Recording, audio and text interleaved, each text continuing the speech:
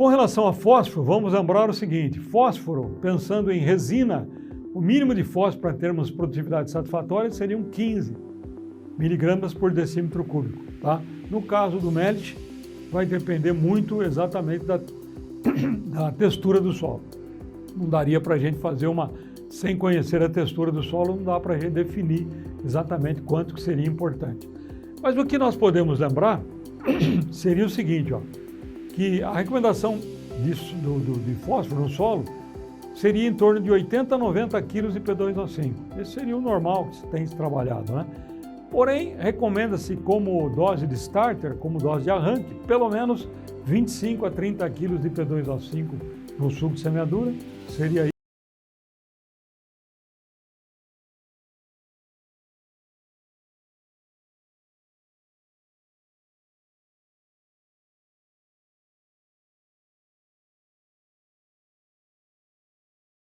bastante desse ponto, eu vou logo mais aí discutir a respeito disso. Então, cuidado com o tal do fósforo a lanço, cuidado em trocar princípios científicos por comodidade, tudo tem limites, tá?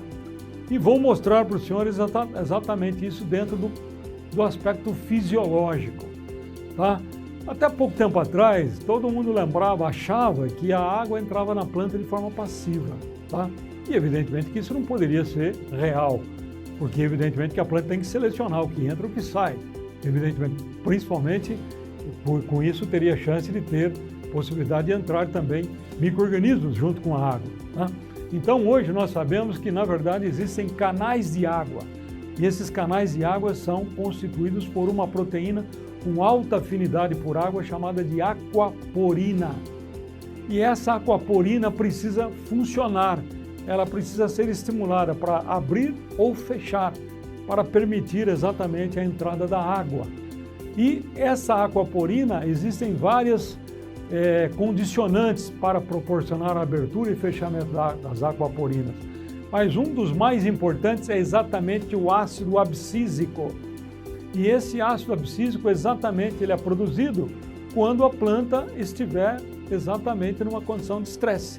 É o primeiro hormônio que aparece, e exatamente em função disso, para tentar abrir, favorecer a entrada de água da planta, se isso for possível, evidentemente, tá?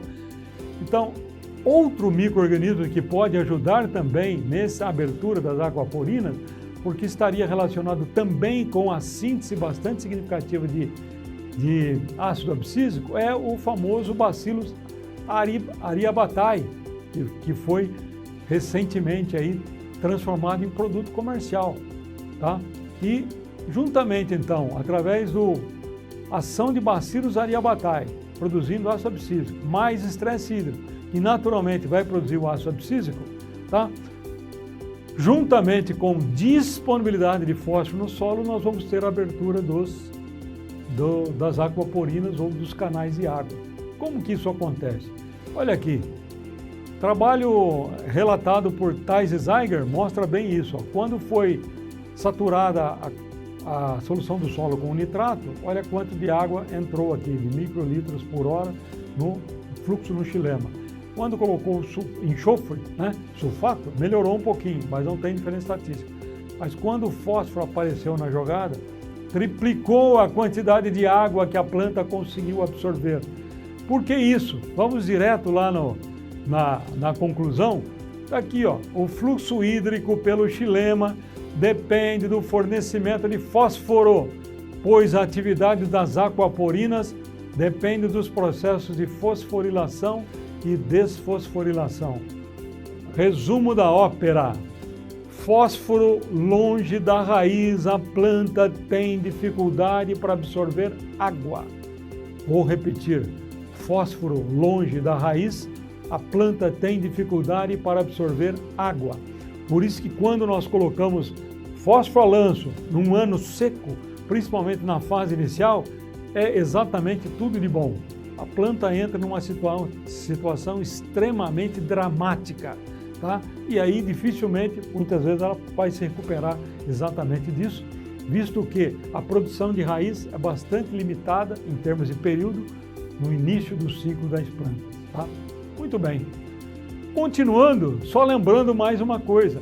O trabalho do colega Adilson Oliveira Júnior, tá? E do César Castro também já mostrava alguma coisa muito parecida com isso. Então aqui mostra bem a importância da localização do fósforo no perfil do solo, tá? Então, fiz uma revisão e nessa revisão conseguimos identificar então que o fósforo mais produtivo é o fósforo que se localiza entre 10 e 15 centímetros de profundidade. Não é fósforo superficial, de jeito nenhum, tá? Por quê? Porque exatamente o carregador do fósforo é extremamente especial, extremamente sensível, tá? A temperatura, a água e luz, isso aqui vai ter de sobra, e a pH. Então, conforme essas condições, o carregador não funciona. E aí, evidentemente, o fósforo pode estar próximo da raiz e a planta não aproveita, tá? E vamos lembrar o seguinte, o fósforo ou qualquer nutriente só é absorvido se ele estiver na rizosfera. E rizosfera é uma camada exígua de 1 a 3 milímetros em torno da raiz.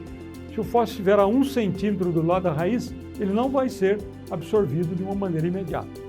Pode ser que ele venha a ser absorvido, mas de imediato não, tá? Exatamente devido ao processo de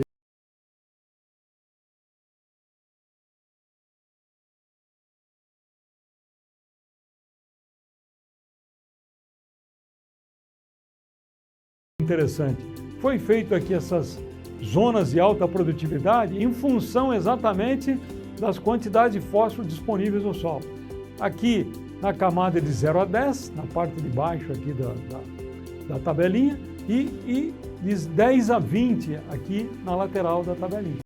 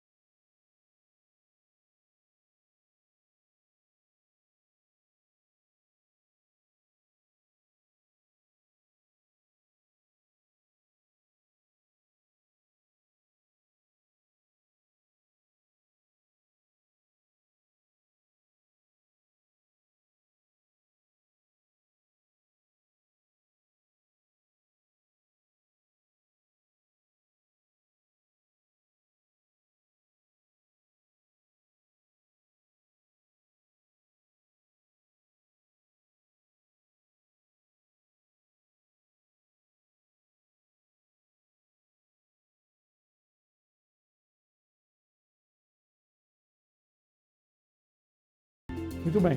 Quando nós colocamos essa mesma quantidade no suco simples, deu 1 tonelada, 0,05. E assim por diante. Bom, o que eu quero lembrar é o seguinte, ó. Depois aqui não deu diferença nenhuma. Por quê? Precisou colocar muito fósforo para que aumentasse.